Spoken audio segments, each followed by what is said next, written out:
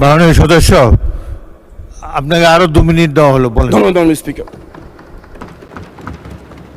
আমার এই গরিব মানুষগুলো রোদে পুড়ে বৃষ্টিতে ভিজে মাত্র কয়েকটা টাকা ইনকাম করে, সেখান থেকেও তাদেরকে চাঁদা গুনতে হয়। মাননীয় স্পিকার, এই চাঁদাবাজি হাতে গোনা কয়েকটা লোক লক্ষ লক্ষ মানুষকে জিম্মি করে রেখেছে, কারণ এই চাঁদাবাজদের পিছনে রয়েছে রাজনৈতিক শক্তি।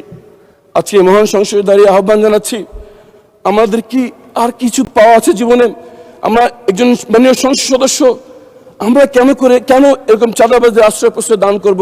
আসলে আমরা শপথ গ্রহণ করি, যারা মানুষকে কষ্ট দেয়, যারা মানুষদের কাছ থেকে চাঁদাবাজি করে, যারা মানুষকে হক নষ্ট করে, এদেরকে আর যাই হোক আমরা রাজনৈতিক আশ্রয় প্রশ্রয় দেবো না ইনশাআল্লাহ।